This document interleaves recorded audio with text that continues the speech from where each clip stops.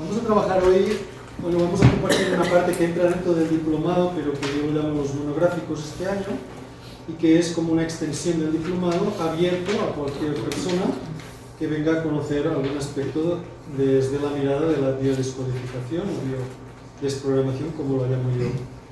El tema que veremos hoy, como ustedes saben, es sobre todo senos, ovarios, cervix y útero, por lo tanto enfermedades de la mujer.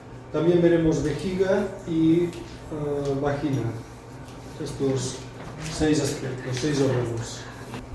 Bien. Cuando hablamos de las enfermedades de la mujer,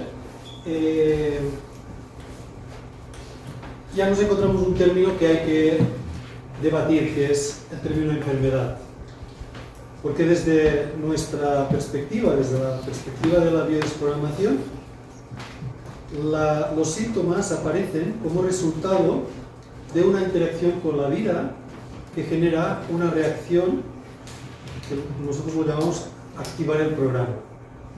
Por lo tanto, antes de empezar tenemos que afianzar esta idea, este término, de que todos nosotros nacemos con unos programas. Y estos programas se van a ir activando a lo largo de tu vida. ¿Sí?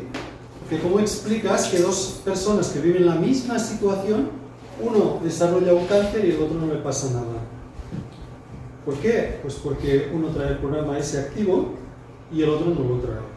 Por lo tanto, llamaremos programa a esa información con la que nacemos y que de alguna manera es una sensibilidad que ante el ambiente, las relaciones, las situaciones de vida, se activa porque tenemos esa sensibilidad, ¿de acuerdo? Si no hubiera esa sensibilidad, el programa no entraría funcionando.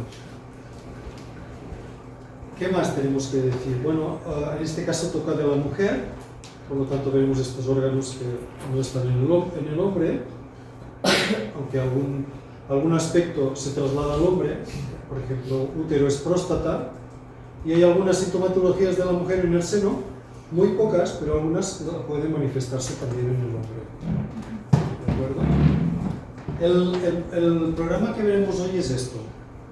Veremos programas de enfermedad, veremos de dónde viene la biodesprogramación, por lo tanto hablaremos solo una pincelada del Dr. Hammer para las personas que no están familiarizadas. Después veremos cómo trabajar el síntoma desde la biodesprogramación, o sea, cuando llega un paciente a consulta con un síntoma, cómo jalamos el hilo para ir a encontrar la causa. Y luego ya entraremos en los distintos órganos. Empezaremos senos, ovarios, el útero, el cuello del útero, con cervix, la vagina, la vejiga, veremos la cistitis, y finalmente veremos cómo hacemos para llegar a la sanación. Eso es lo que veremos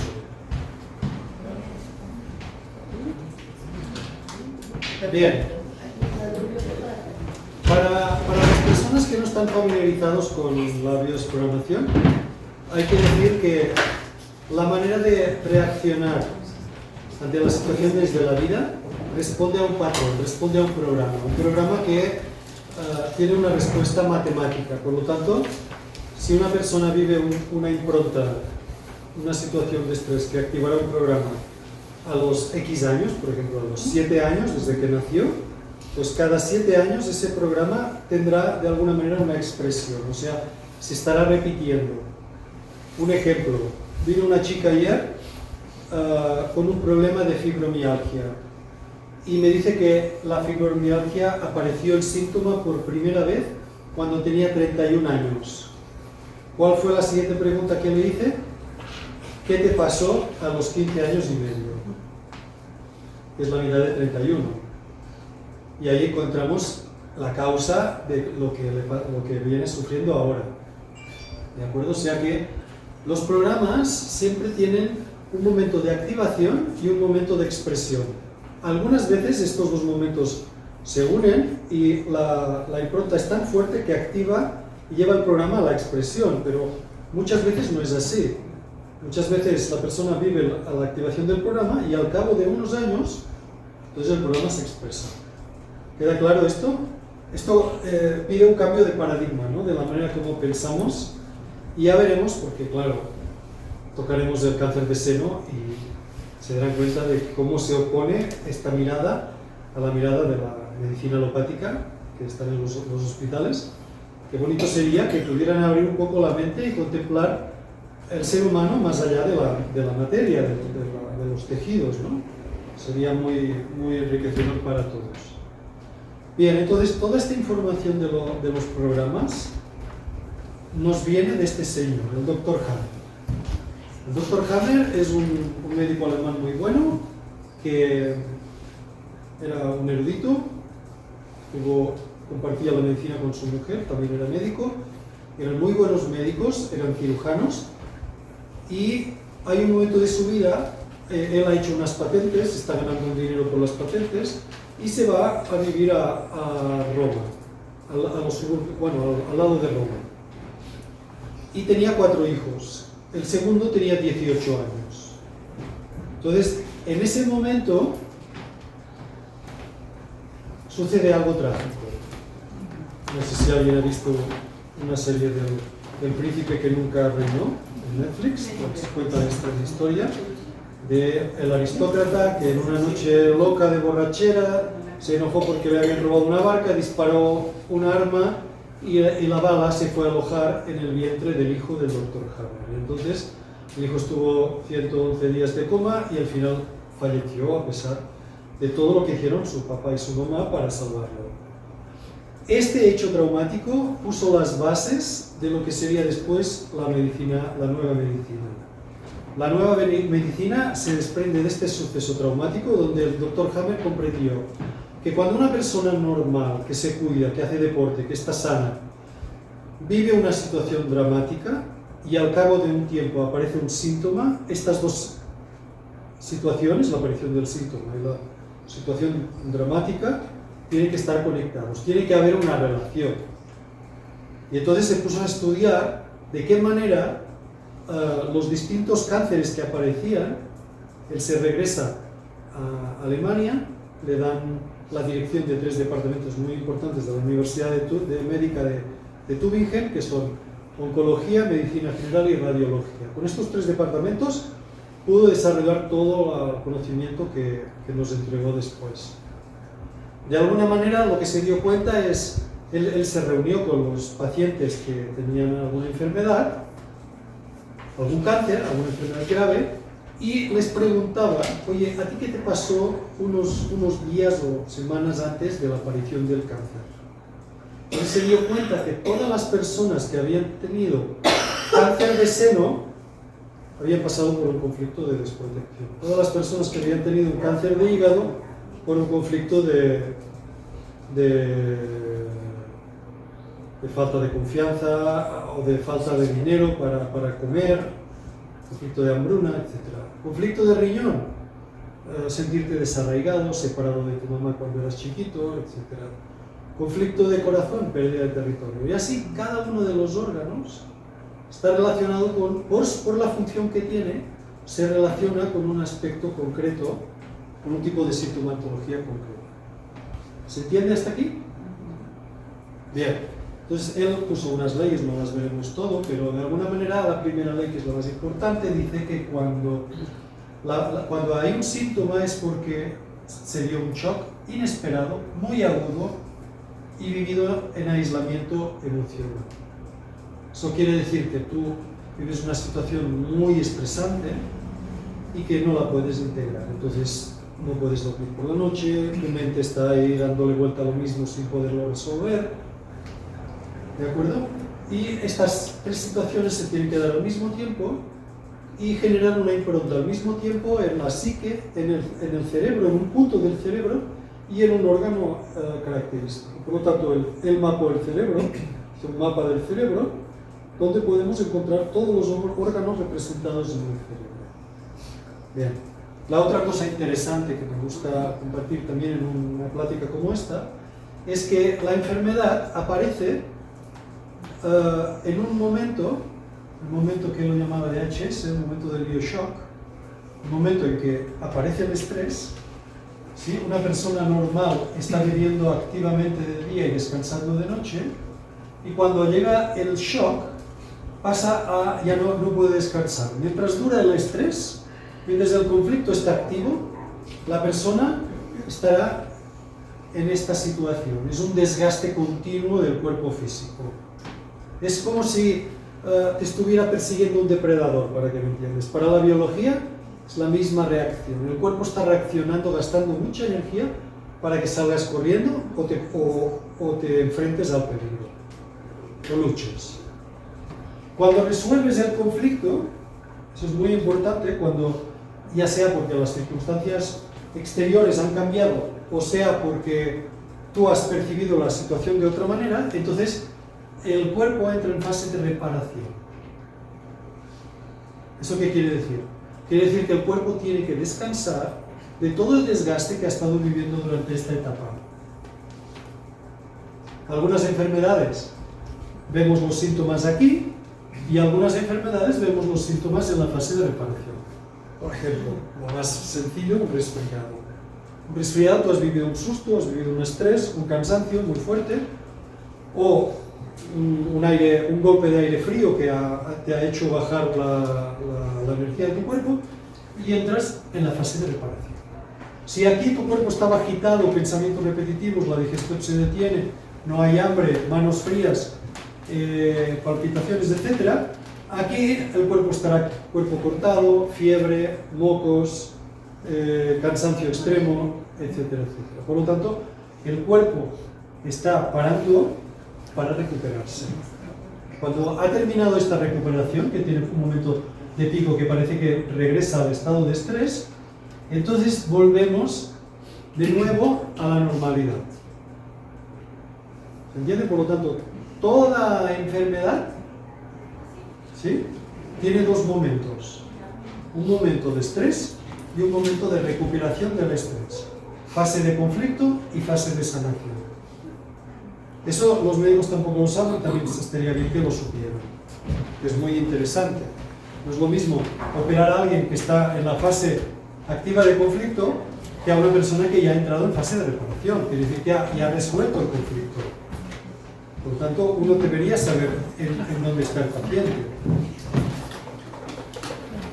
Bien, otra cosa que hizo el Dr. Hammer fue, porque no todos los órganos se comportan de la misma manera. Hay órganos que en fase de conflicto las células proliferan. Por ejemplo, el pulmón. El pulmón, cuando una persona vive en conflicto de miedo a morir, lo primero que hace es tratar de conseguir más aire, ¿no? Más vida. El aire es la vida.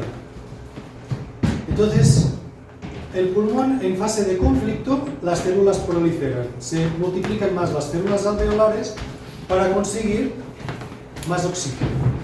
En la fase de reparación entramos en una pulmonía. Hay expulsación de moco, a veces sangre, hay fiebre, hay infección de bacterias. Las infecciones de bacterias normalmente se encuentran aquí, en la fase de reparación. ¿Se entiende? Bien.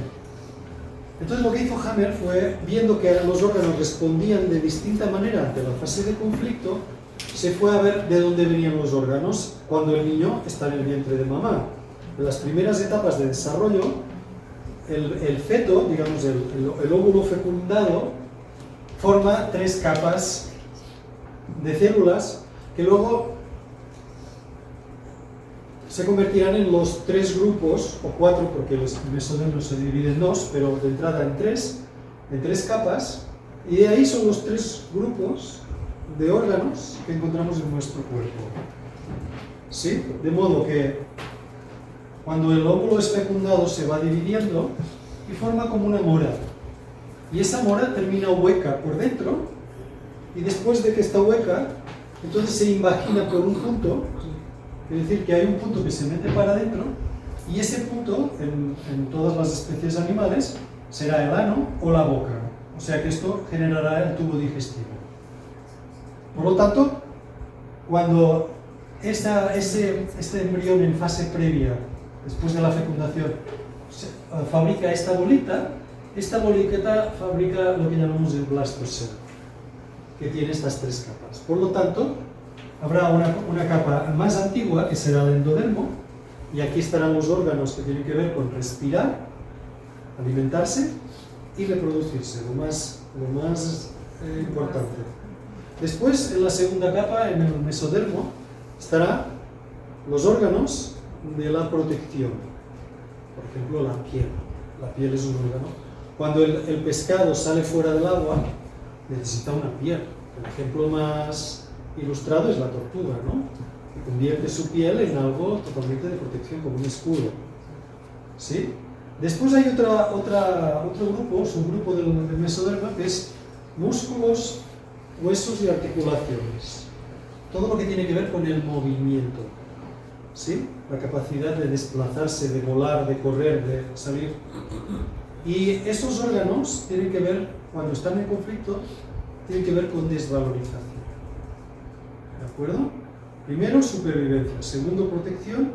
Tercero, desvalorización. O sea que siempre que tienes un problema de músculos, un esguince, de articulaciones, un dolor de rodillas o de huesos, hay un conflicto de desvalorización. Estás viviendo un no puedo. En algún aspecto de tu vida sientes que algo no se te está dando. ¿De acuerdo? Y la última capa, que es la más moderna en el proceso evolutivo, que es la de alrededor, el ectodermo, ahí encontramos las funciones de los animales superiores, los animales que viven en comunidades, los mamíferos, ¿no? Los changos, los lobos, los venados, ¿no? Las ratas, etcétera, los tigres. Todos viven en comunidades. No encontrarás, en principio, un animal viviendo solo en la naturaleza. Normalmente viven en grupos. Algunos, como los venados, se agrupan una vez al año, se reproducen y luego el macho se pierde, no regresa hasta el año siguiente. Por lo tanto, hay periodos, pero están agrupados en grupos y son territoriales y cada macho controla su territorio. ¿Sí? Entonces, en ese grupo de órganos encontramos territorialidad, por lo tanto, jerarquía, y encontramos afecto, ¿no? Las mamás que cuidan a los bebés. ¿Sí? Las tortugas, allí en Cancún, cuando nacen las tortuguitas, no está la mamá tortuga esperando a la tortuguita para abrazarla. Están solitas y vete para el agua y ahí o se te come una gaviota o la libras y vives tu vida, ¿no? Entonces todos los reptiles y aves, bueno, las aves tienen el huevo, luego el nido y ya está más cerca del reptil, ¿no? Pero son los reptiles donde queda más estructurado y jerarquizado las relaciones. Por lo tanto, tanto jerarquía como afecto entra dentro del grupo de relaciones. Tanto son estas tres capas que agrupan a todos los órganos del cuerpo. Y el cerebro de los animales y de los humanos se ha ido formando a lo largo de la evolución en 4 etapas distintas. Estas 4 etapas, que son los 4 cerebros, corresponden a las 4 funciones y corresponden a 4 cerebros, que son el tronco, la parte más antigua, que controla todas las funciones de digestión, reproducción, todo automático, ¿sí? El cerebelo o cerebro reptiliano, que controla la protección o el ataque-defensa, la sustancia blanca, que controla lo que hemos dicho antes, la desvalorización, todo el tema emocional, y la corteza, que se encarga de los aspectos relacionados con relaciones, jerarquía y afecto. ¿Sí? Por lo tanto, hay un proceso evolutivo que tiene 4 capítulos. Una serie de 4 temporadas, pues 4 capítulos. Primer capítulo, el pez está en el agua. Segundo capítulo, el pez sale del agua y se tiene que proteger, es la piel. Tercer capítulo, el animal tiene que desarrollar vías de desplazarse más rápido, ya sea para depredar a la presa o para escapar del depredador. ¿Sí? Por lo tanto, desvalorización y movimiento. Y el quinto, afecto y territorio, que es donde encontramos al hombre y a los mamíferos superiores. Por lo tanto, esto es importante para luego entender todo lo demás, ¿eh? Por lo tanto, hay 4 grupos de órganos con 4 funciones. El más antiguo es supervivencia, respirar, comer y reproducirse, y encontramos estos órganos. El segundo, el mesodermo antiguo, protección, encontramos los senos, la dermis y las fascias. ¿Alguien sabe qué son las fascias? Rosita, no puede ser que me preguntes eso. Rosita. ¿Qué son las fascias, chicos? No es como nada. Usar la palabra. Dígalo, va bien. No es una pielecita. Es una membrana. La fascia es una membrana que recubre los órganos. Por ejemplo, todos los órganos tienen su fascia. El cerebro tiene la meninge, el pulmón tiene la pleura, los intestinos tienen el peritoneo, el hueso, el periósteo. Por lo tanto, todos los órganos y huesos, todo está recubierto por una fascia. Estamos en nivel 2. ¿Que tienes una hernia aquí en el peritoneo? Conflicto de protección. O te has sentido desprotegido, o no has podido proteger algo, etc. ¿De acuerdo? También en este nivel encontramos todo el tema de ataque-defensa. Me siento atacado por mi mamá, o me siento atacado por mi papá, o no puedo proteger a mi papá. Eso es lo que veremos ahora en el primer capítulo del primer órgano. Luego viene el mesodermo moderno con el desplazamiento y todo el tema de desvalorización del no puedo. Y ahí encontramos los órganos, huesos, músculos y articulaciones. Finalmente, las relaciones humanas, que lo encontramos en la última capa de la piel, que es la epidermis, donde están las terminaciones nerviosas. Es donde sientes el cariño, el contacto físico, o las palabras agradables se registran aquí. El cerebro, el corazón, los ductos, cuando veamos el cáncer de seno más habitual, que es el carcinoma ductal infiltrante, es un ducto, igual que el conducto que va del riñón a la vejiga también es un ducto. Son conductos. Los conductos siempre nos hablan de conflicto en una relación. Finalmente la vejiga. La vejiga es territorio. ¿Qué hacen los perros cuando sales a pasear? Marcan el territorio todo el tiempo, ¿no? Es vejiga. Bien. Entonces, resumiendo, tenemos 4 cerebros que rigen 4 grupos de órganos que gestionan 4 funciones. La más antigua, tronco cerebral, supervivencia. El cerebelo, ataque y protección. La sustancia blanca, movimiento. Y el último, afecto y jerarquía. Afecto y jerarquía. Porque en esta casa lo digo yo.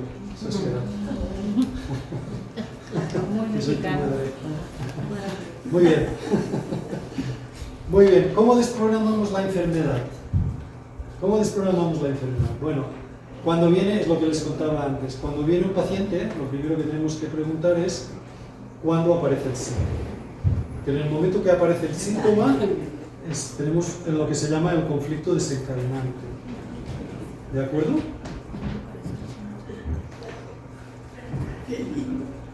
Muy bien. Entonces, en el caso de la mujer que vino ayer que presenta una fibromialgia, el conflicto desencadenante sería el momento que aparece la fibromialgia, y el conflicto programante es el momento que se activa el programa pero no se expresa. Por lo tanto, el programa ya está sensible pero aún no aparece el síntoma. Entonces diferenciaremos entre conflicto programante y conflicto desencadenante. Bien, pero el conflicto programante puede estar en muchos lugares. De entrada estará en la infancia, de entrada, se quiere ver. Por lo tanto, estará en la línea de vida. Pero puede también estar en el proyecto sentido, cuando estaba en la gestación. Puede estar en el árbol familiar o puede venir de otros lados. La línea de vida y el proyecto sentido no es solo los 9 meses de gestación, sino que el proyecto sentido, que es un periodo que abarca más, empieza cuando la mamá o el papá tienen el deseo de concebir un hijo. A veces es consciente, a veces es inconsciente. Pero ahí empieza. Hay un plan en el inconsciente familiar que ya está planeando esta nueva existencia. Y este periodo dura un tiempo indefinido, que pueden ser hasta 9 meses después embarazo, del parto, o hasta 3 años. Todo este tiempo lo llamamos el periodo científico. Es el periodo donde el feto vive y experimenta todo lo que le pasa a mamá. Por lo tanto, ahí se graban muchas historias, muchos programas. Una pregunta. ¿Qué pasa con la teoría de que estamos en el vientre de la abuela? Porque cuando estamos de bebés ya se nos forman todos los óvulos a las mujeres. Entonces, nosotros estuvimos en el vientre. Claro. Esto sería ya, sí es cierto, cuando la abuela es chiquita y se le forman sus óvulos, ya está el óvulo que te formará a ti, ¿no? Porque cuando tu mamá nace, en sus ovarios, que fabricó la abuela, el óvulo que tú serás. Sí. Pero esto es una información transgeneracional, no entraría aquí. Entraría lo que veremos, lo que es el estudio del árbol familiar. Porque son historias que pasaron 2 generaciones antes. La línea de vida. Aquí es donde vemos cómo son programas las enfermedades, porque cuando una persona, es el ejemplo que puse antes, que la paciente llega con un síntoma que apareció a los 31 años, y la primera pregunta que yo le hago es, ¿qué pasó hasta tus 15 años y medio, que es la mitad de 31? El programa se va repitiendo cíclicamente. La persona nace, y cuando vive un shock, ese shock quedó grabado, y cada vez que pasen 12 años y medio, irá apareciendo un síntoma. No tiene que ser el mismo, pero está hablando del mismo programa. ¿Sí? Y por lo tanto siempre nos tenemos que ir al estudio de lo que pasó en el árbol familiar. Sobre todo de la línea de los abuelos. ¿Sí? Si tú tienes una enfermedad y naciste con esta enfermedad o esa enfermedad se desarrolló cuando eras muy chiquito, esa enfermedad está hablando de lo que le pasó a alguien de tus dobles, en la línea de los abuelos. ¿Qué es un doble? Un doble es una persona que vivió el mismo programa que tú, pero en 2 generaciones más arriba. ¿Sí? Cuando hablamos de los abuelos.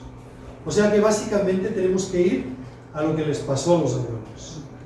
Entonces, si mis abuelos nacieron en 1900, o sea, antes de la Segunda Guerra Mundial, o sea, yo puedo estar manifestando algo, ¿sí?, que pasó antes de la Segunda Guerra Mundial, imagínate. O sea, estamos reescenificando historias que vienen de 2 generaciones atrás. ¿Sí? Por ejemplo, si yo tengo artritis reumatoide, yo no he sido abandonada, pero mi abuela fue abandonada, ¿puede venir de ahí? Podría venir de ahí, pero tendremos que ver. La artritis reumatoide hay todo un programa de percepción de la vida, de cómo uno se lleva con uno mismo, hay un grado de exigencia, hay un tema de desvalorización, hay que ver todo eso. ¿De acuerdo? Pero si tu abuela, pero si tú tienes esa enfermedad y tu abuela fue abandonada, realmente por supuesto hay que ir a la impronta de la abuela. En fecha de nacimiento. Ella nació el 8 de octubre y yo el 10 de octubre. Pues sí, una gran resonancia. Obvio que llevas ese programa. ¿Sí? Vale, entonces, por lo tanto, por ejemplo, aquí tenemos un ejemplo de este muchacho Arturo.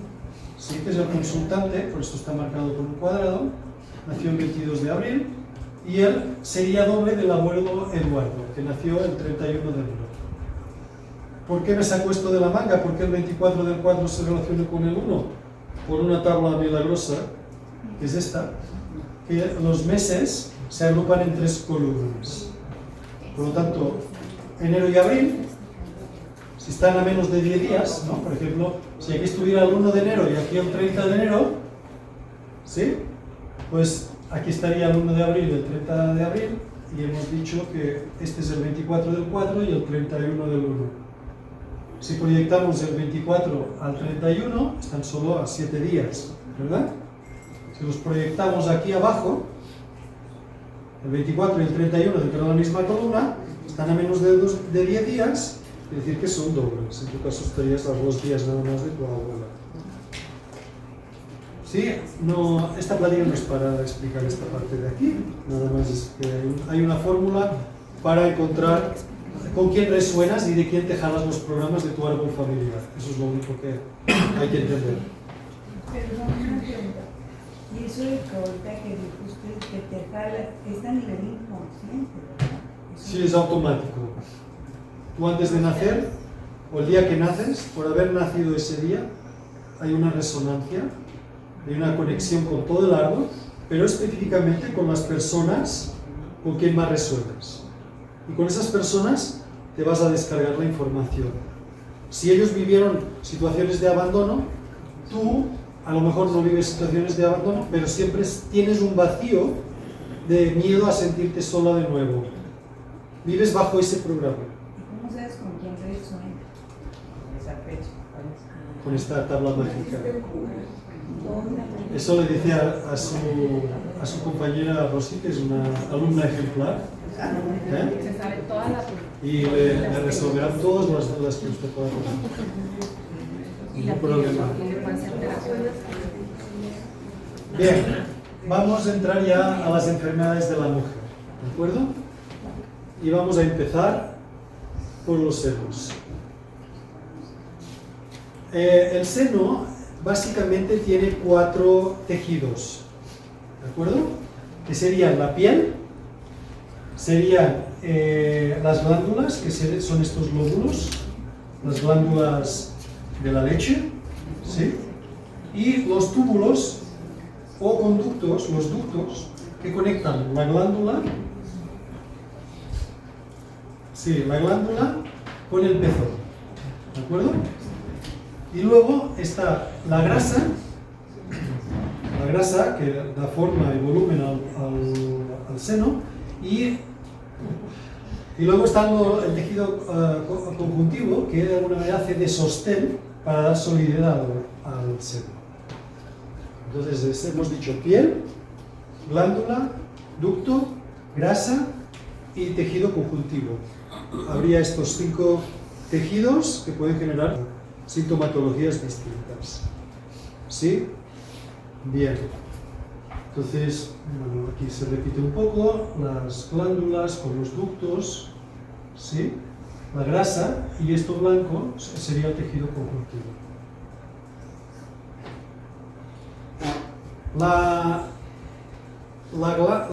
En los senos, el otro día subí a Facebook un artículo muy bonito de alguien que estudió de dónde venían los senos y cómo habían evolucionado los senos a lo largo de la evolución animal. El seno es una transformación de una glándula sudorípara. Hay un momento que una especie de pescados que hacían sus propios huevos y los protegían, exudaban como una especie de sudor con elementos nutritivos para proteger y nutrir a esos huevos. Y de ahí se fue desarrollando el seno. El seno es muy importante en la evolución humana, anatómica del ser humano, porque el seno desarrolla la formación de labios. Labios. Los labios sirven para succionar el seno. Por lo tanto, hay muchos aspectos en la anatomía humana que se desarrollan a partir del desarrollo de la función mamaria. Es muy interesante.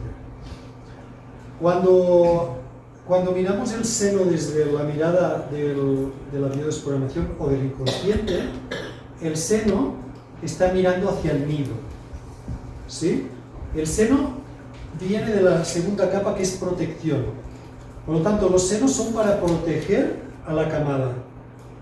Cuando hay un conflicto en esa función de protección, es cuando aparecen síntomas en los senos.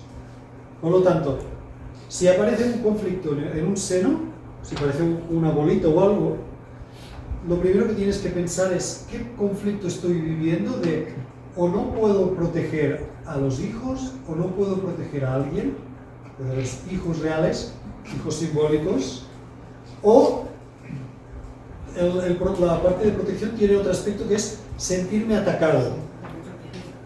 Sentirme atacado es otra forma de sentirme desprotegido. ¿De acuerdo? Por lo tanto, puede ser que yo no pueda proteger o que yo no me sienta protegido, que yo me sienta atacado, por ejemplo. Por lo tanto, el seno se relacionará con el ámbito madre-hijo. Y aquí en esta imagen queda así de bien representado. Es el nido y la relación madre y descendiente, que vendría de la imagen de nido. Pero tenemos dos senos. El ser humano es simétrico y tiene una lateralidad, tiene un lado derecho y un lado izquierdo. El lado derecho, para un hombre o una mujer derecha, simboliza el ámbito exterior, masculino. Y el lado izquierdo, para un hombre derecho o una mujer derecha, representa el lado interno, femenino, de nido. ¿Sí? Por lo tanto, el lado derecho nos está hablando de relación madre-hijo. Tú con tu hijo o tu madre contigo. Y el lado izquierdo, el lado derecho, está hablando del padre contigo, el hermano mayor, el padre, el abuelo, el jefe y la pareja. Para una mujer el lado derecho está el hombre, pero para un hombre el lado derecho también está la mujer. Curioso. Cuando una mujer es zurda, entonces los lados cambian. Para una mujer zurda, el lado izquierdo ya no es el lado del nido, madre-hijo, sino que pasa a ser el lado padre-trabajo exterior, y el lado derecho pasa a ser el nido, el lado mamá-hijo. ¿Se entiende? Por lo tanto, tenemos dos senos, tenemos un lado derecho, que responderá a conflictos de protección relacionados con el padre, con la pareja, con el hermano mayor, con el tío, el abuelo, el jefe, hombres y hombres más mayores, y el lado izquierdo tiene que ver con conflicto de protección relacionado con madre e hijo, con hijos simbólicos, por lo tanto, sobrinos, un perrito, el nieto, el vecino, el vecinito, etc. ¿De acuerdo? Bien. En el seno encontraremos sobre todo tres tipos de cáncer. El más común es el tercero. Está en los ductos. El primero está en la glándula. Sería un adenocarcinoma o un fibroadenoma. ¿Sí? El segundo, el tejido conjuntivo, sería un fibrosarcoma o serían los quistes. Y el tercero, como les digo, el más habitual, un 80% de las veces, están los conductos galactóforos. Los conductos que llevan la leche de la glándula al pezón. En la glándula encontramos el cáncer o el tumor en los lóbulos, en las glándulas. ¿Qué tipo de conflicto vive la persona? La persona está viviendo un conflicto de no puedo amamantar o no puedo proteger a mi hijo. También puede ser al marido. Sí, el otro día a los chicos del diplomado les puse un caso que era una mujer que traía un programa de proteger a todo el mundo. Entonces ella estaba protegiendo a sus papás. Entonces los papás los sitúa al lado izquierdo, como si sus papás fueran sus hijos. Cuando se muere su papá, ella desarrolla un cáncer en el seno izquierdo. ¿De acuerdo? Entonces hay personas que cambian esta polaridad debido a la relación que tienen con los familiares. El segundo es del tejido conjuntivo. Como el tejido conjuntivo tiene la función de sostener, pues no me siento sostenida, por ejemplo, para cuidar a mi hijo. Por ejemplo, un marido que no provee y no haya comida para el bebé, entonces la mujer lo vive, no me siento apoyada para que yo pueda proteger a mi hijo. Bien, y este es el caso más típico, que son los ductos. Hemos dicho que es un conflicto de relación con un tema de separación. Puede ser debido a una muerte, como el caso que les contaba antes, o hay un conflicto en la relación. No, en este querer proteger a mi hijo no lo estoy consiguiendo. O, por ejemplo, así, es un caso de una abuela que su hijo se separa de su mujer y tiene una niña chiquita, el hijo, y entonces la abuela ya no puede cuidar a la niña y entonces siente dolor por esa niña que ella no la puede proteger no puede ver a su papá y entonces termina haciendo este tipo de patología.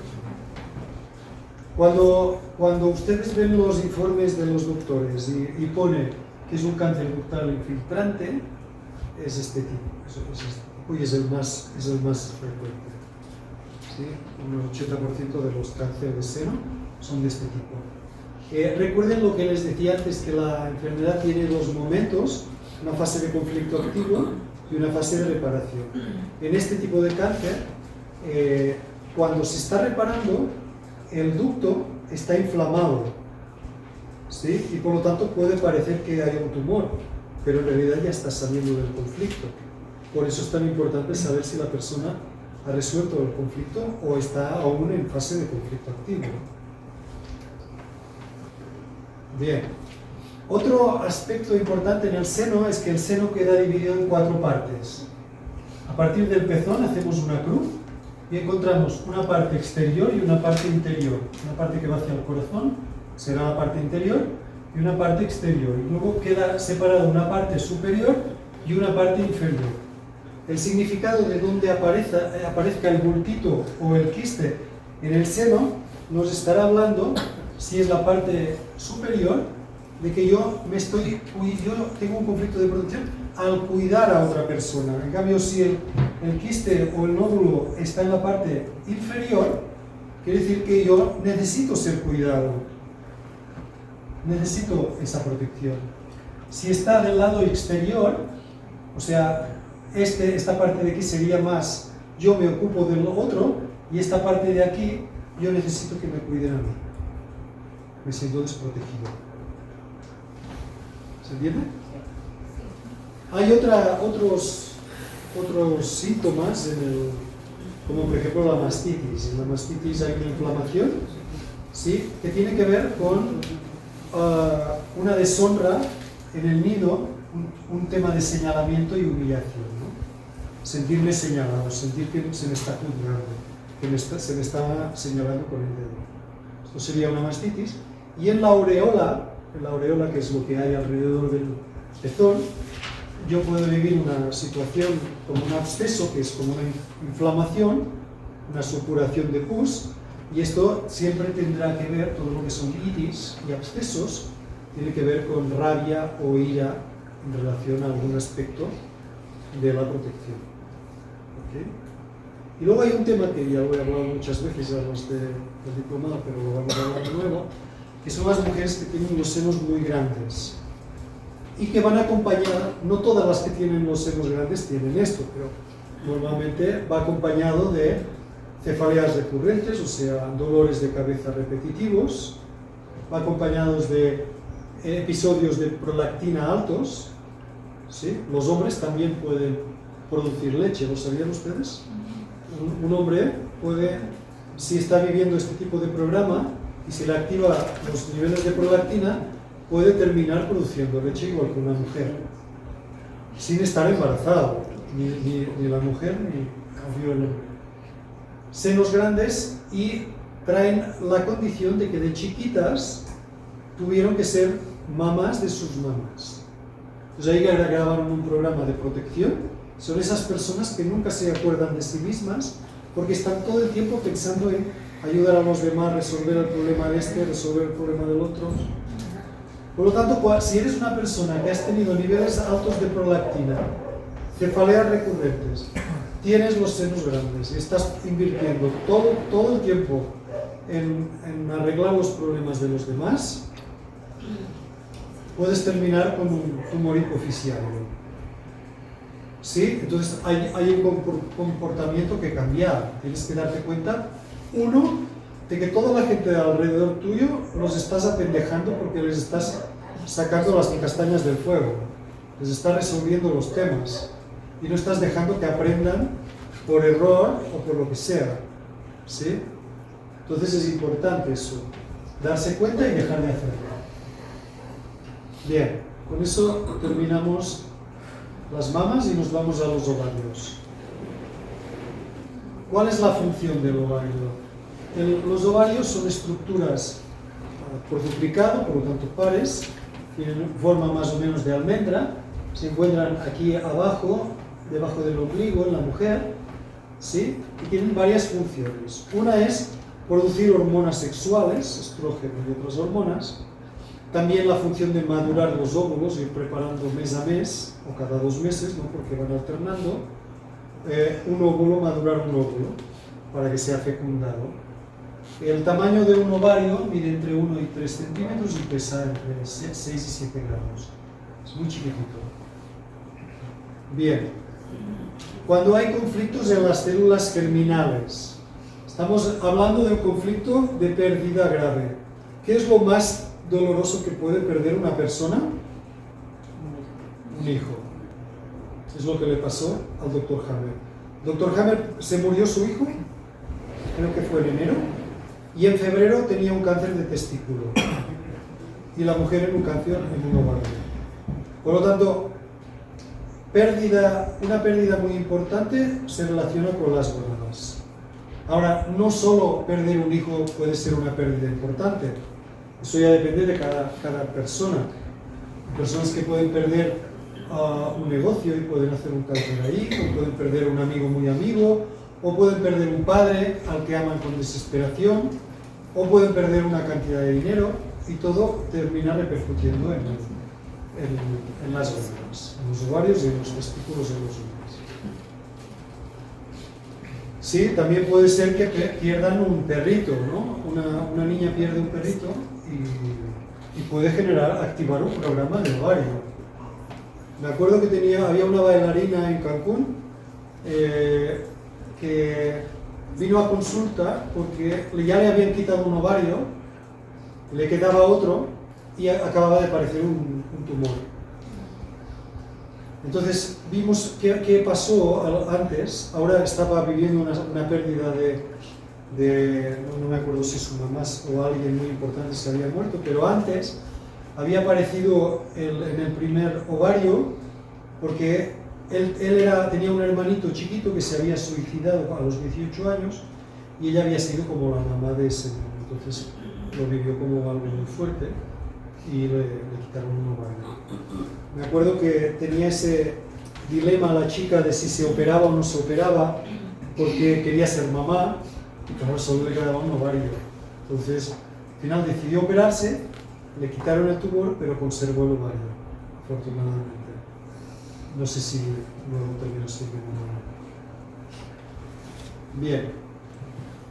La función hormonal de los ovarios agruparía el 80% de los conflictos y se relacionaría, igual que antes, con un conflicto importante de pérdida, pero aquí unido a culpabilidad. O sea, la persona se siente culpable porque a lo mejor piensa que debería haber hecho algo que no hizo para evitar esa pérdida. ¿Sí? En el caso de las madres es muy frecuente que cuando muere un hijo, la madre pobrecita se siente culpable, no debería ser eso.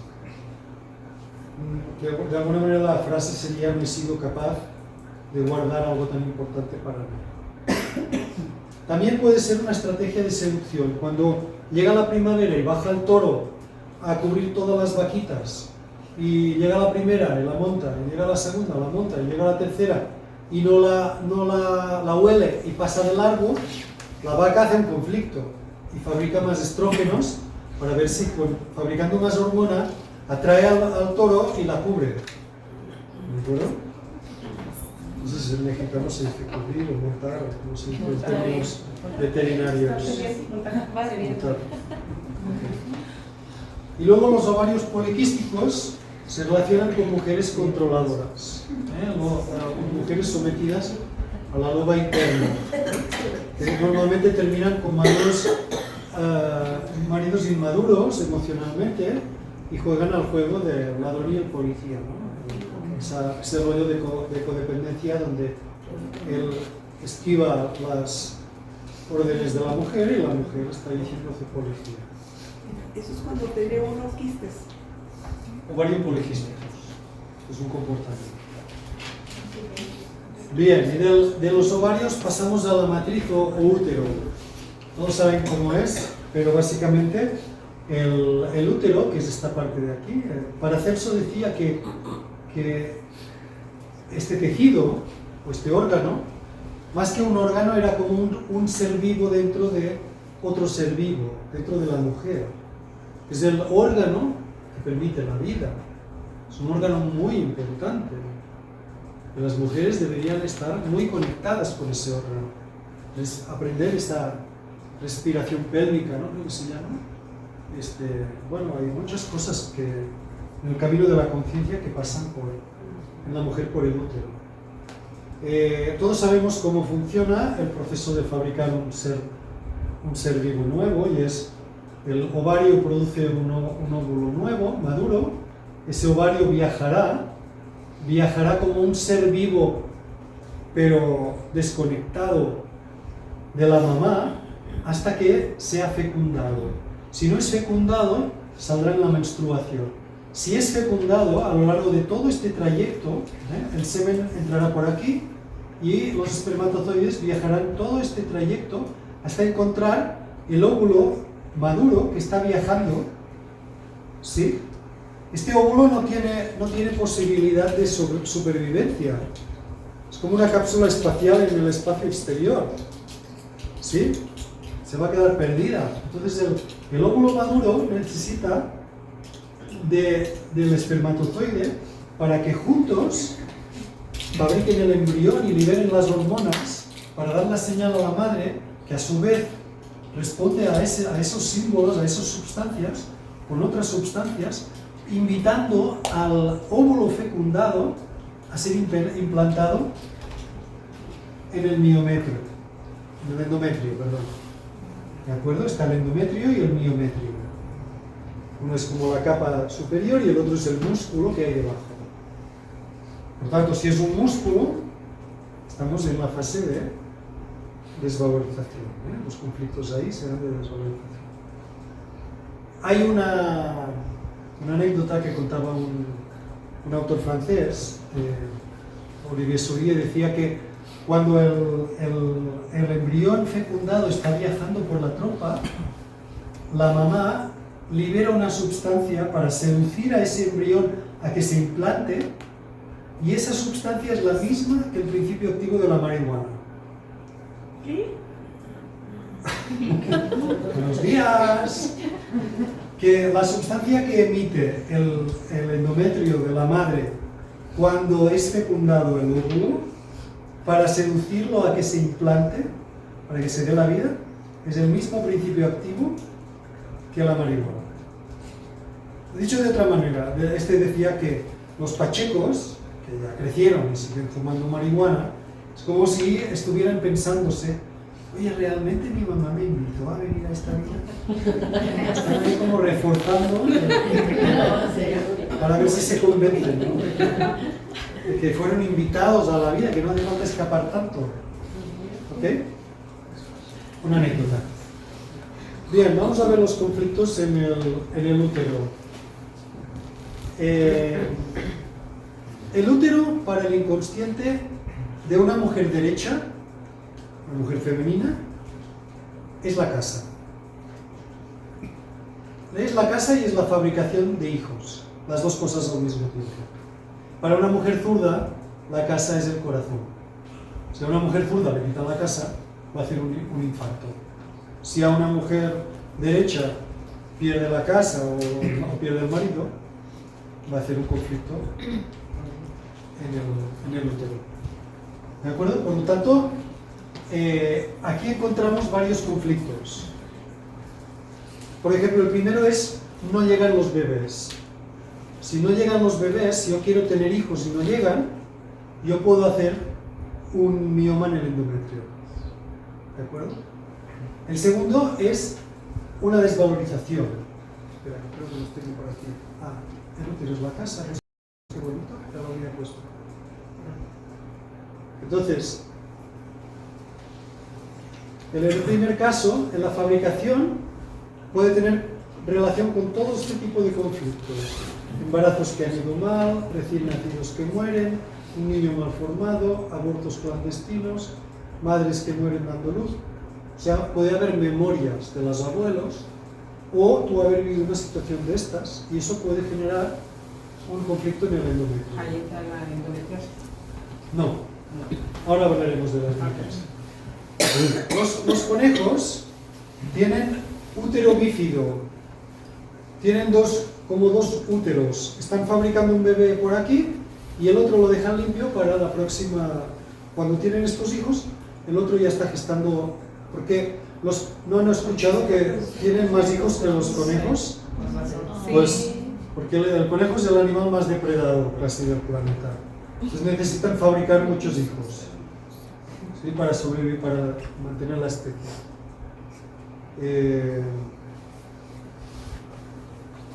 Entonces por eso los conejos, el acto sexual de un conejo dura 3 o 4 segundos. Que no te puedes despistar, si estás ahí gozando y viene el lobo no te vas a enterar, ¿no? Entonces te come rápido. Entonces son los animales que cogen más rápido. Caen como muertos al lado, ¿no? ¿Los han visto? No, los conejos. Caen muertos y ya se levantan y ya se van corriendo. Y el animal que coge más lento es el animal que tiene menos depredadores. ¿Cuál es? El rinoceronte. El rinoceronte nadie lo molesta, tú. Está ahí 2 horas, 3 horas, sin problemas. Entonces, conflictos de casa, conflictos de construcción de casa. Tú tienes tu casa que no la puedes terminar y es muy importante para ti porque estás en casa de los suegros con la suegra dándote la lata. Puede ser que hagas un conflicto de útero por el tema de la casa. ¿De acuerdo? Infidelidades. Las infidelidades también se registran en el útero, porque el pito del marido no está en la casa que le corresponde. Entonces también es un conflicto de, no sé, ponme nervioso. Estarías pensando. Bueno, también tener un hijo imaginario, ¿no? Cuando se dan estos embarazos ficticios que no hay un embarazo real, ¿no? También es un conflicto en el miometrio. El prolapso uterino. El prolapso uterino es que los músculos que sujetan, que sostienen el útero, se sueltan. Y entonces el útero baja hasta la vagina. Expresa un conflicto de cansancio y dejadez intensos. O sea, la persona está viviendo una desesperación profunda en relación a la pareja normalmente. ¿De acuerdo? Bien, llegamos a la endometriosis. La endometriosis es fabricar tejido endometrial fuera del lugar donde debería estar. ¿Qué significa? Es como hacer un nido fuera del nido. ¿Y en qué situación una mujer necesita hacer el nido fuera del nido? Hay muchas situaciones, voy a decir 2. La primera, una mujer está casada, se enamora de otro hombre, tiene una noche loca y queda embarazada. Y cuando se entera dice, ¡ah! Yo no puedo llevar este bebé a mi casa. No, y entonces fabrica una casa fuera de la casa. Y la otra cosa podría ser, por ejemplo, una mujer se casa con un hombre y el hombre es muy violento y se queda embarazada y no quiere tener ese hijo en ese hogar, porque ese niño va a tener un padre muy violento. Desde ahí también se puede desprender una endometriosis. Hay más casos, pero todos se relacionan con situaciones en las que el niño no debería estar en este hogar. ¿De acuerdo?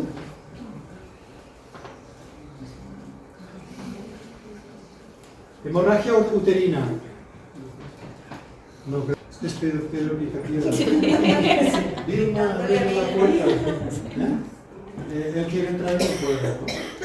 La hemorragia puede ser esta situación, puede ser crear tanto la vaginitis como la hemorragia, es crear situaciones en las que no haya acto sexual. Ahora bien, la hemorragia tiene muchas otras causas, muchas otras. Entre ellas, hay muchas. Una puede ser querer limpiar la casa de algún conflicto que ha sucedido en la casa.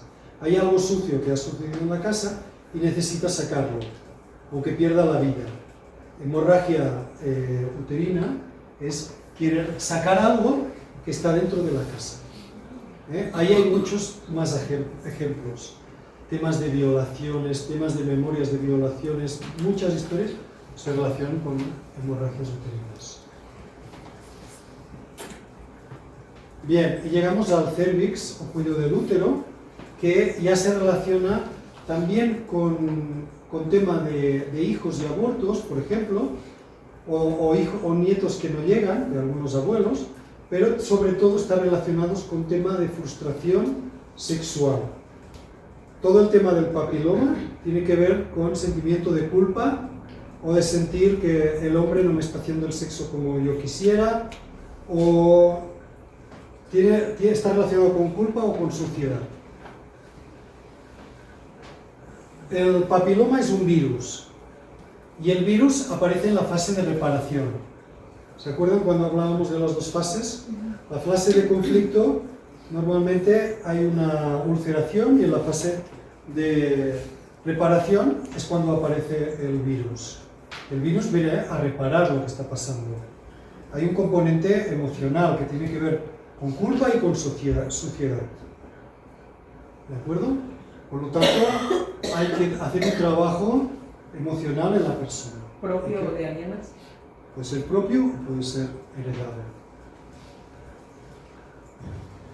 Y igual que en el caso del endometrio, puede haber una proliferación de más hormona. La hormona puede producirse en más cantidad con la finalidad de atraer al macho. Eso es totalmente biológico. Para los que no lo sepan, todas las respuestas del cuerpo responden a esquemas animales, no a esquemas racionales. Por eso es tan importante hacer la lectura de la biología, porque al final la biología es la que manda. Son los animales. Y llegamos a la vagina. La vagina se relaciona con conflictos sexuales. Por ejemplo, cuando hay pérdidas de flujo, hay un conflicto que se está reparando. Cuando hay sequedad, hay un bloqueo a la atracción, el no querer tener relaciones. Cuando hay problemas en los labios mayores, picores, hongos, etc., es un tema de conflicto de agresión, me siento agredida, me siento abusada. Y el papiloma, que también lo encontramos en la vagina, tiene que ver con la manera como vivimos el sexo, igual que el cervix. Viviendo el sexo como algo sucio o con culpa. Por eso es tan importante en el sexo la comunicación, ¿no? Que la mujer le haga entender al hombre cómo lo debería hacer el amor y no cómo el hombre necesita hacerlo. Eso es importante, comunicarlo y compartirlo. Bien. ¿Vamos bien hasta aquí? Llegamos ya a la vejiga. La vejiga dijimos que era un órgano territorial. Sacas el perro a pasear y el perro va marcando el territorio. Por lo tanto, conflictos de vejiga son conflictos de territorio.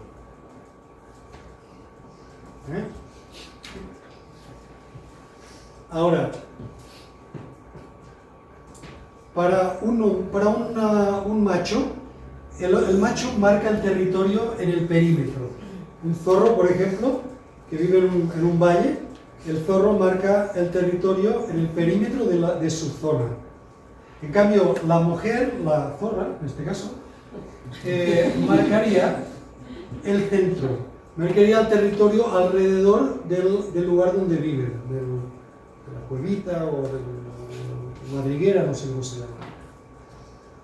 Para una mujer con cistitis, el conflicto de vejiga, la cistitis, es desorden en el territorio. ¿Y el territorio de una mujer cuál es? La casa. Por lo tanto, una mujer con cistitis es una mujer que está viviendo conflicto en la casa, en el espacio físico o en su espacio personal. Puede ser que alguien, un jefe, por ejemplo, que le esté pasando, le esté agrediendo su espacio propio, una vecina, por ejemplo, o cualquier situación que una persona. Ahora, claro, para que una persona desarrolle esto, la persona tiene que traer un programa de territorialidad, o sea, está viviendo que le están invadiendo su terreno. Que dos personas en la misma situación, una se molestará porque la hija tiene la habitación así y no hará ninguna cistitis, y la otra, cada vez que entra a la habitación, un conflicto. Bien. Vamos entonces a la sanación. ¿Qué hacemos cuando hacemos la sanación en las consultas de biodesprogramación? Bueno, pues llega el paciente y hola, buenas tardes, ¿cómo está usted? Hablas un poco, abres todo el abanico de información y luego le haces la pregunta típica, que es ¿en qué momento apareció el síntoma? ¿De acuerdo? Esto es súper importante, porque hay que situar el síntoma en el tiempo para ver qué pasó unos días o máximo unas semanas antes de la aparición del síntoma. Esa es la primera pregunta.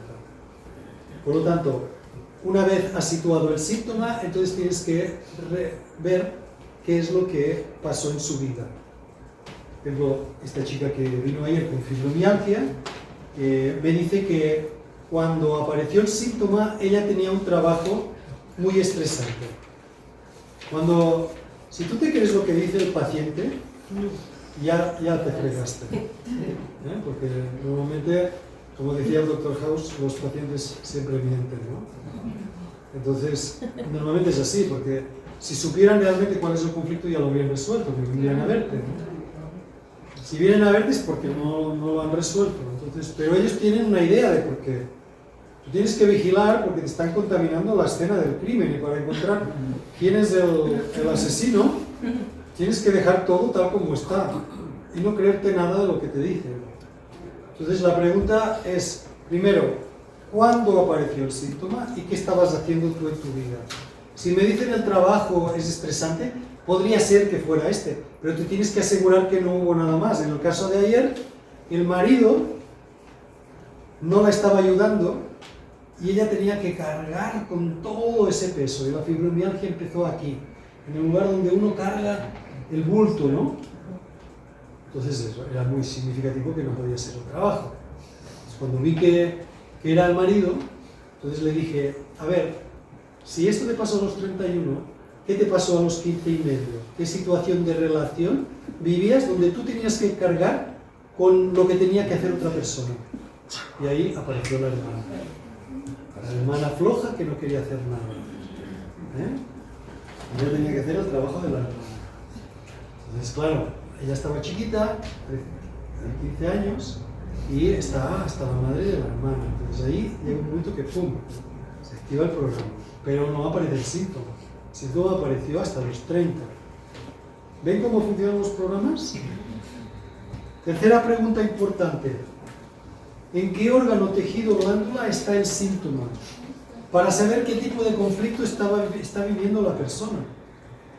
Porque por eso es importante saber que los órganos quedan agrupados en 4 grupos y que cada grupo tiene un tipo de conflicto, porque no es lo mismo que aparezca una dermatitis en la epidermis que aparezca un tumor en los ductos del seno. Uno es conflicto de desprotección y el otro es conflicto ¿de qué era conflicto? ¿Una dermatitis, chicas? De separación. Conflicto de separación afectiva, muy bien. Y por lo tanto, entonces tenemos que cuadrar estas 3 cosas. La aparición del síntoma, las circunstancias que vive la persona y con el lugar donde está el síntoma y la función de ese síntoma que se relaciona con el conflicto que ha vivido. ¿Se entiende? Y eso es lo que hay que cuadrar. Después llevamos la persona a Shavasana, como dicen aquí los de Kundalini Yoga. ¿Puede regresarle un momentito? ¿Eh? ¿Puede regresarle un momentito? Un momentito, ¿eh? ¿Ya? No te querías decir. Entonces llevamos a la persona a relajación profunda. ¿Por qué? Porque cuando el cuerpo está relajado, podemos entrar al inconsciente. ¿Sí? Sí, pensé. La persona conecta con el conflicto de una manera mucho más sencilla. Y entonces hacemos lo que llamamos el viaje al resentir, que es, lo llevamos a una escena, origen de esa situación, y cuando está en la escena, lo vamos acompañando para que entre en el inconsciente. ¿Qué estabas pensando? ¿Qué sentías? ¿Cuál era la emoción? ¿Dónde la sentías en tu cuerpo? Y la persona ya está reviviendo la carga de dolor, que es el combustible que mantuvo en marcha este programa.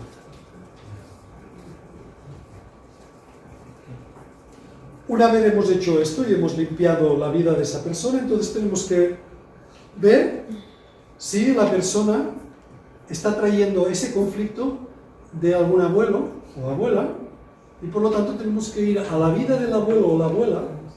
Estamos hablando de más de, a lo mejor 60 años atrás, y la persona revive el conflicto en la vida de la persona, del abuelo, con toda la escena. Aunque no haya sabido lo que sucedió. Aunque no haya sabido de ese evento, ni sepa cómo se llama la abuela, ni sepa nada. ¿De acuerdo? Y liberamos la carga de dolor.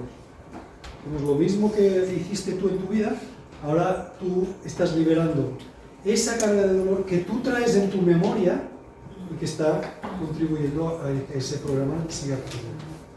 En conflictos transgeneracionales también puede darse casos en donde no sea abuela, sino sea una tía, por ejemplo. No. Es así, línea directa. La tía, entendemos que la tía es como un programa paralelo al tuyo. Si la tía tiene la misma dolencia que tú, no iremos a buscar a la tía, es demasiado cerca. Mínimo iremos a buscar a la abuela, a veces la bisabuela, a veces más arriba incluso. ¿De acuerdo? Pero tía abuela no sé. ¿Eh? Tía abuela. Tía abuela, claro. Por ejemplo, yo, mi doble es mi tío abuelo. Mis 4 abuelos no van conmigo. Entonces mis historias vienen del tío abuelo. Sí. Cuando tú haces tu árbol familiar y miras las fechas y los parecidos y los nombres y miras todo y ves con quién hay más resonancia, esa es la primera persona que hay que trabajar porque es la seguro de la que te jalas los programas. Bien. Pues eso es todo, amigos. Si no sabemos mucho de los abuelos, puede uno inventar. No, o sea, tú puedes inventar, pero lo que inventes no te producirá ninguna lágrima. Cuando tú estás en relajación profunda y el terapeuta te lleva al evento del pasado que vivió tu abuela, por ejemplo, cuando estaba joven, y hay dolor, tú vas a llorar el dolor de la abuela, vas a llorar mucho. Así porque estamos... Sí. ¿Qué pasa cuando son adoptados? ¿A qué te refieres? ¿Qué pasa? Cuando se trabajan los dobles y todo. Cuando son adoptados puede ser que tengas la información o que no la tengas, ¿verdad? Si la tienes, pues un niño adoptado tiene 2 árboles, el árbol biológico y el árbol de adopción. ¿Sí? Cuando un niño entra en una familia, sobre todo cuando está muy chiquito, recién nacido, se funde completamente en el árbol de adopción, hasta el punto que en el momento de llegar al árbol nuevo, empieza a manifestar síntomas del árbol de adopción. Entonces tienes que mirar por la fecha, con quién va y con quién resuena, es igual. Sí. Y cuando no tienes información, puedes buscar otras medidas. Cuando no tienes información, tienes que lo entregas al inconsciente, lo mandas al origen a ver dónde aparece. Y aparecerá en la vida de una mujer y no sabrá qué abuela es esa mujer, pero podrás liberar igualmente la carga. ¿Y en personas ambidiestras, perdón? Cuando hablas de los lados, Los ambidiestros son los que Dios creó para molestar. Porque no sabes si es de un lado o del otro. No sabes de qué te están hablando. Será broma, ¿eh? entonces no viene, será broma, entonces que de los problemas de la vejiga, por ejemplo, la incontinencia, Incontinencia. ajá, o vejigas caídas. Incontinencia, ¿qué estás haciendo? Estás marcando un más, ¿no? Estás marcando el territorio, hay un conflicto de territorio detrás. O hay un conflicto de que el músculo se ha soltado a lo mejor. ¿Alguien sabe si la incontinencia que tejidos participan? El músculo. Entonces es un tema va asociado a una desvalorización. Hay que ver qué situación hay detrás. Si es un músculo que se ha soltado, es un tema de desvalorización. Y por lo tanto, hay que ir a ver qué situación de desvalorización ha vivido la persona. ¿Qué tanto impacta la biología en ese caso que están hablando? Porque, o sea, partos vaginales, múltiples partos vaginales, generalmente hay problemas ahí. Bueno, es que el cuerpo se desgasta, ¿eh? Sí. Bueno, Sí. sí, yo utilizo gafas. Sí. O sea, ¿qué tanto pesa uno y otro? Pues, claro, depende de la edad. Si es una persona joven, probablemente no sea por haber parido mucho. Si es una persona muy mayor, probablemente sí. Hay que ver, hay que hablar con la persona y ver el caso. Por ejemplo, ahorita que mencionaba de los senos grandes, hay muchas familias que su tendencia genética es de senos grandes, pero ahorita mostró como un cuadro de lo que significan los senos grandes, pero no quiere decir que a todas les haya pasado o que tengan esos síntomas o sí. Correcto, no. Porque una cosa es como que la genética y otra es... O sea, puede haber mujeres que todas tienen los senos grandes y no tienen cefaleas, no tienen niveles altos de prolactina. Yo estoy diciendo cuando se dan varias de estas características, quiere decir que el programa está cada vez más activo. Cuando hay cefaleas recurrentes, hay prolactina alta, senos grandes, y la mujer está todo el tiempo preocupada por... Y normalmente son mujeres que no tienen hijos, porque son mamás de todo el mundo. No tienen tiempo para ellas, para ir a buscar un hombre, a menos que un hombre las cace, ¿no? Pero son mujeres que siempre están resolviendo a todo el mundo. Hay que dejar de hacer eso. Hay que empezar a verse a sí mismas, a cuidarse a sí mismas, a ir al pasado, a recuperar esa niña que tuvo que cuidar a mamá y que no había nadie para ella y apapacharla. Hacer viajes al pasado. Gracias. Sí. Sobre los miomas entendí que es querer tener un bebé y no llega. Esa es una de las causas. Ajá. Porque hemos dicho que el útero es la fábrica de bebés. Ajá. Y para que se fabriquen bebés tiene que llegar al pito del marido y los óvulos tienen que llegar también por la trompa. Puede ser también un Y proyecto. cuando se da todo va bien. Pero cuando falta algo, allí hay un conflicto. Pero puede ser también, o sea, no necesariamente un hijo, sino un proyecto personal o no, una casa, un auto. Casa sí. Un Casa auto, sí. definitivamente no. Una casa sí. Una casa sí. Una casa sí. Ok. Un problema con el banco, con la hipoteca de la casa, eso Ya. podría ser. Herencias. Porque está peligrando la seguridad del hogar y por lo tanto de los hijos y de todo. Sí. Herencias más repartidas. Gracias. Herencias de entrada es el páncreas. Injusticia, páncreas. Podría ser, pero no es lo normal. Problemas de vejiga, pero por varices. ¿Varices? Voy mucho al baño porque tengo varices, pero me dicen que tengo no me quieren operar. No le he sentido operarme, porque voy mucho al baño. Aquí hay dos conflictos unidos. Varices y vejiga. Vejiga ya hemos dicho lo que es. Varices es un conflicto femenino de regresar a la casa. Querer regresar a la casa o no querer regresar a la casa materna, a la casa de origen. No haber podido regresar a la casa, por ejemplo.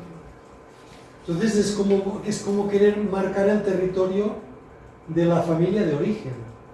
Es algo raro, y habría que ver por qué. Habría que hablar y saldría algo, seguro. Habría que ver primero en qué momento apareció y de ahí jalaríamos ¿Usted da consulta particular entonces? Sí, pero vengo una vez al mes, Okay. pero ya la di ayer la consulta. Hasta el 15 de mayo, creo. O sea que hay que apartarlo para el 15 de mayo. O 16 de mayo. 15 de mayo de- Con Carmen, si alguien quiere una sesión. ¿Quién es Carmen? Ok, gracias. Teléfono. Porque cuando se junta endometriosis y miomas, pues ya, mucha cosa. Se junta endometriosis y miomas. Doble conflicto, hay que ver qué conflicto es. Perdón, por ejemplo, cuando hay personas que sangran mucho de la vagina. ¿La vejiga o de la requeror? No, de la vagina. Todo sangrado es un mensaje que está diciendo estoy perdiendo la vida por... Sí. Y hay que continuar la frase dependiendo de la situación. La vagina tiene más con acto sexual, la vejiga con territorio y el cervix ya sea con tema sexual o con tema de tener hijos, etc.